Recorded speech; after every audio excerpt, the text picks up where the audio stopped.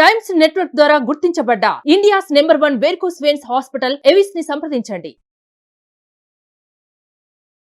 Welcome to Suman TV. నేను మీ Suman TV Nag. Kolkata ఇన్సిడెంట్కి సంబంధించి కొత్త విషయాలు అయితే వెలుగులోకి రావడం జరుగుతుంది. అయితే ఎప్పటికప్పుడు మేము అప్డేట్ ఇస్తూనే ఉన్నాము. దానికి సంబంధించి ఎంత త్వరగా జస్టిస్ జరగాలని కోరుకుంటూ ఉన్నారో అంతే త్వరగా మేము కూడా జస్టిస్ జరగాలని కోరుకుంటున్నాం మీతో పాటు. అయితే అక్కడ జరిగేటువంటి పరిణామాలు కొన్ని న్యూస్ ఫార్మేట్లో వచ్చేటప్పటికి కొన్ని విషయాలు వెస్తుగొలిపేలా ఉన్నాయన్నమాట. ఈ విధంగా జరుగుతుందా అని కొత్త కోణంలోకి మారిపోతూ ఉన్నాయి.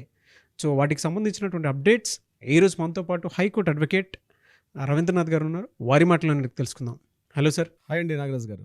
అప్డేట్స్ గురించి కనుక మాట్లాడుకోవాలి అనుకుంటే ఎంటైర్ ఇన్సిడెంట్స్ మీద జస్టిస్ ఎప్పుడు వస్తుందా అనుకున్నటువంటి ఆలోచనలో ప్రతి ఒక్కరు ఎదురు చూస్తూ ఉంటే అండ్ మనకు సంబంధించినటువంటి అప్డేట్స్ కూడా రెగ్యులర్గా ఫాలో అయ్యేవాళ్ళు ఎప్పుడు జస్టిస్ దొరుకుతుందని చెప్పేసి మనల్ని క్వశ్చన్ చేస్తూ ఉన్నారు చాలామంది.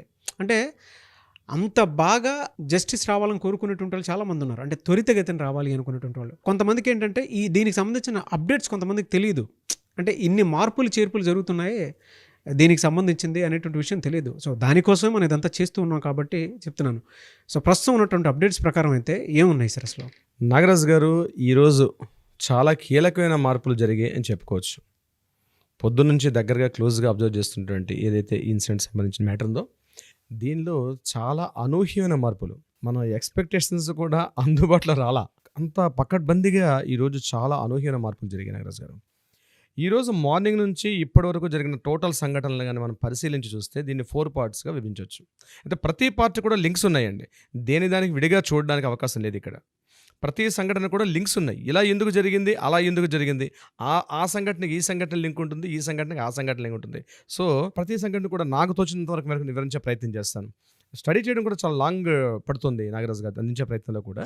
సో ఫస్ట్ దీని ఏంటంటే, ఈరోజు కాలేజీ ఎక్స్ ప్రిన్సిపాల్ గారు అతనికి ఈరోజు లై డిటెక్టర్ టెస్ట్ చేశారు. ఆయనతో పాటు మరొక 4 చేశారు లై డిటెక్టర్ టెస్ట్. ఎవరైతే విక్టిమ్తో పాటు ఆ రోజు పైన అదే సమయంలో సెమినార్ హాల్లో ఈమెతో పాటు డిన్నర్ చేసినటువంటి స్టూడెంట్స్ ఎవరైతే ఉన్నారో ఫస్ట్ ఇయర్ పీజీటీ స్టూడెంట్స్, వాళ్ళందరినీ కూడా ఈరోజు వాళ్ళు కూడా లై డిటెక్టర్ టెస్ట్ చేశారు. ఇది కాకుండా ఒక ఫింగర్ ప్రింట్ టెస్ట్ కూడా చేశారండి ఈరోజు. ఫోరెన్సిక్ వాళ్ళు వచ్చి ఫింగర్ ప్రింట్స్ టెస్ట్ చేశారు.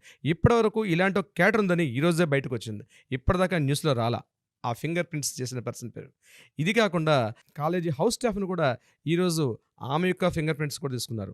నిన్న మనకు దొరికిన సీసీ ఫుటేజ్లో కేవలం మనకు ఒక్క క్యాండిడేట్ కనబడ్డాడు, సంజయ్ రాయ్. ఆయన గురించి మనం మాట్లాడుకున్నాం. ఈరోజు సీసీటీవీ ఫుటేజ్లో మరొక క్యారెక్టర్ కూడా కనిపించింది, ఆమె హౌస్ స్టాఫ్. ఈ సంఘటనకు ముందు 11:30, 12 o'clock టైంలో హౌస్ స్టాఫ్ కూడా పైకి వెళ్తూ కనిపించింది. ఆమెను కూడా ఇంట్రాగేషన్ చేశారు. బట్ ఆమెను ఇంట్రాగేట్ చేస్తున్నట్టు ఇప్పటిదాకా మనకి సిబిఐ వాళ్ళు రిలీజ్ చేయలేదు. ఓకే, మనకు అందిన తాజా వార్త అది. దీంతోపాటు మరో 4 డాక్టర్స్ని కూడా పాలిగ్రాఫ్ టెస్ట్ చేశారు. ఆ 4 కూడా ఈ ఫస్ట్ ఇయర్ పీజీటీ స్టూడెంట్సే. అంటే ఇందులో డైరెక్ట్గా ఇన్వాల్వ్మెంట్ ఉందా లేదా అని. ఇకపోతే సందీప్ ఘోష్కి ఏదైతే చేశారో ఆ కాలేజీ ప్రిన్సిపాల్కి మనకి బహుశా రిజల్ట్స్ అనేవి రేపు రావచ్చు. అయితే ఇక్కడ ట్విస్ట్ ఏమిటంటే, ఈరోజు పాలిగ్రాఫ్ టెస్ట్ ఒక పక్క జరుగుతుండగానే at the same time Alipur కోర్టులో మరొక ఇన్వెస్టిగేషన్ ఎఫ్ఐఆర్ నమోదైంది మన కాలేజీ ప్రిన్సిపాల్ అయినటువంటి ఇక్కడ మూల సూత్రధారిగా మనం ఎవరైతే సస్పెక్ట్ చేస్తున్నామో సందీప్ ఘోష్ పేరు మీద. అంటే ఏంటంటే, ఇప్పటిదాకా ఎఫ్ఐఆర్ రిపోర్ట్ చేయలేదా, అది కాదండి. ఈరోజు జరిగిన రిపోర్ట్ ఏంటంటే, నిన్నటి వరకు ముర్షిదాబాద్ డిప్యూటీ సూపరింటెండెంట్గా ఉన్నటువంటి అఖ్తర్ అలీ ఒక కొత్తగా అలిగేషన్స్ పెట్టాడు. మీడియాలో వచ్చి కూర్చొని కంటిన్యూగా చేశాడు.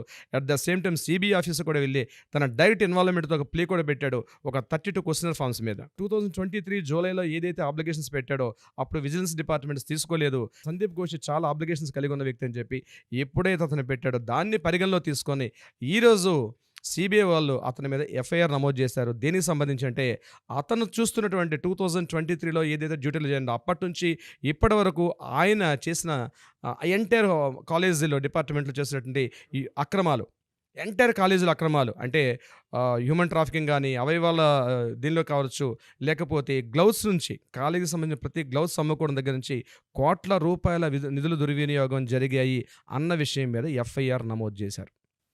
ఇక్కడ ట్విస్ట్ ఏంటంటే, నిన్నటి వరకు ఎఫ్ఐఆర్ నమోదు చేయని సిబిఐ వాళ్ళు ఈరోజే ఎందుకు చేశారు అన్న విషయంలోకి వెళ్ళినట్లయితే, దీనికి ఇంటర్లింకు పేరెంట్స్ అండ్ స్టూడెంట్స్, ఈ విక్టిమ్ తాలూకా college students, first year PGT స్టూడెంట్స్తో పాటు మిగిలిన వాళ్ళందరూ పెట్టినటువంటి కొన్ని కంటిన్యూగా సిబిఐ ఆఫీస్ ముందు ధర్నా చేశారు.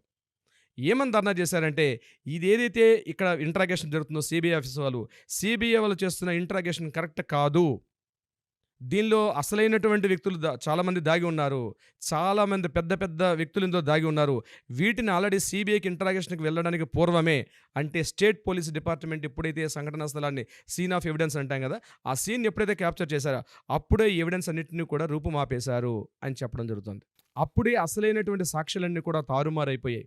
ముఖ్యంగా ఇందులో కీలకమైనటువంటి వ్యక్తి మన విక్టిమ్ ఎవరైతే ఉన్నారో ఆ అమ్మాయి తాలూకా అసలైన మొబైల్ ఫోన్. ఆ మొబైల్ ఫోన్ అన్నది సిబిఐ వాళ్ళు ఆఫ్టర్ 5 days హ్యాండ్ ఓవర్ చేశారు. స్టేట్ పోలీస్ వాళ్ళు హ్యాండ్ ఓవర్ చేశారా? చెయ్యలేదా? అన్న విషయం సిబిఐ వాళ్ళు ఇప్పటికి కూడా రిలీజ్ చేయట్లేదు. పబ్లిక్‌లో కూడా yes we already collected the mobile phone. ఎందుకు మొబైల్ ఫోన్ ఇంత ఇంపార్టెంట్ అయింది అంటే, ఇవన్నీ ఇంటర్లింక్స్ అని మీకు ముందే చెప్పాను. ఎందుకు మొబైల్ ఫోన్ కీలకం అంటే, ఈ విక్టిమ్‌గా మనం చెప్పుకున్నటువంటి మన ఈ అమ్మాయి గడచిన 1 week నుంచి హెవీ స్ట్రెస్‌కి లోనైంది. ఏదో వర్క్ స్ట్రెస్ బాగా లోనైంది. ఏదో తెలియకూడని విషయాలు ఆ అమ్మాయికి తెలిసాయి.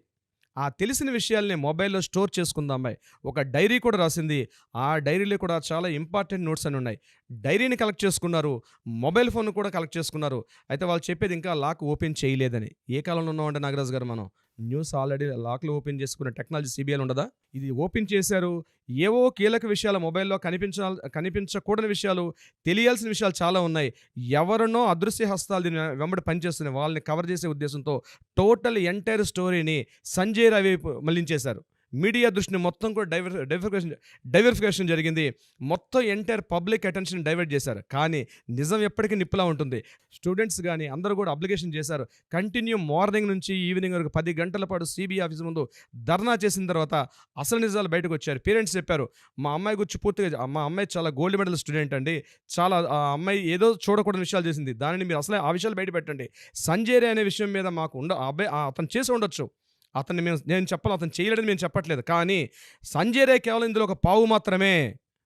సంజయ్ రాయ్ అనే వ్యక్తి కేవలం ఒక పావు మాత్రమే. అసలైనటువంటి వ్యక్తులు ఇది మర్డర్ చేయడానికి ప్రోత్సాహం చేసిన వాళ్ళు చాలామంది ఉన్నారు. అంటే కాలేజీలో జరిగిన అక్రమాలు, ముఖ్యంగా ఒక సెక్స్ రాకెట్ నడిచింది. ఇది కాకుండా స్టూడెంట్స్ మీద హెవీ ప్రెజర్స్ ఉన్నాయి.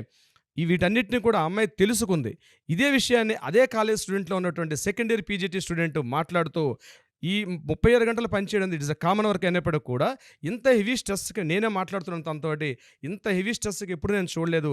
ఈ విక్టిమ్ చాలా సఫర్ అవుతుంది 1 week ముందు నుంచి కూడా. ఆ విషయాలు ఏవో మొబైల్ ఫోన్లో ఉన్నాయి, అవి తీసుకునండి అని పేరెంట్స్ ఎప్పుడైతే మార్నింగ్ టు ఈవినింగ్ వరకు ధర్నా చేశారో అప్పుడు సిబిఐ వాళ్ళు ఎఫ్ఐఆర్ అలీపూర్ కోర్టులో మీద ఎఫ్ఐఆర్ని తీసుకోవడం జరిగింది. అది కూడా హైకోర్టు గైడెన్స్ ప్రకారం. సో ఇదంతా ఒక కాన్స్పిరసీ కనిపిస్తుంది. ఏదో జరుగుతుంది. టోటల్ నిందితుల్ని సంజయ్ రాయ్ మీద వైపు మళ్లిస్తున్నారు. ఇదే విషయాన్ని కవితా సర్కార్, అంటే సంజయ్ రాయ్ వైపు ప్రభుత్వం నియమించినటువంటి న్యాయవాది అయినటువంటి కవితా సర్కార్ కూడా ఒక కీలకమైన స్టేట్మెంట్ ఇచ్చారు. నా క్లయింట్ అయినటువంటి సంజయ్ రాయ్ ఒక ఇన్నోసెంట్, వీలైతే మరొకసారి కూడా అతనికి ఇంకోసారి లైటెస్ట్ చేయడానికి కూడా అతను రెడీగా ఉన్నాడు. అతనితో పాటు మేము కూడా రెడీగా ఉన్నాం. అతని ఇన్నోసెన్స్ని ప్రూవ్ చేసుకోవడానికి కూడా కవితా సర్కార్ అఫీషియల్గా ఇన్నోసెన్స్ గురించి చెప్పడం జరిగింది. సో ఇవన్నీ గమనిస్తుంటే నాగరాజు గారు, ఇది ఒక్క మర్డర్, ఈ విక్టిమ్ ఏది జరిగిందో ఇది కేవలం రేప్ మర్డర్ కాదు. ఇది ఆల్రెడీ గ్యాంగ్ రేప్ అనే విషయాన్ని ముందు చెప్పారు, తర్వాత కాదని ఇదే సిబిఐ వాళ్ళు ఏం చెప్పారు, ఇది గ్యాంగ్ రేప్ కాదన్నారు. ఫస్ట్ పబ్లిక్ అండ్ డైవర్ట్ చేసినప్పుడు ఏమన్నారు, ఆమె వెజీనాలో 150 grams తాలూకా ఒక విసిడ్ ఉంది, ఇదంతా ఫస్ట్ అట్లా డైవర్ట్ చేశారు. తర్వాత ఇష్యూ డైవర్ట్ చేసుకుంటూ సంజయ్ రాయ్ మళ్లించారు ఎంటైర్ దృష్టిని కూడా. సో ఇక్కడ ఎవరినో కాస్తున్నారు, ఎవరినో ప్రొటెక్ట్ చేయడానికి ఈ దుస్సంఘటనలు జరుగుతున్నాయి. ఈరోజు ప్రతి సంఘటన లింక్ పెట్టుకుని చూడాలి.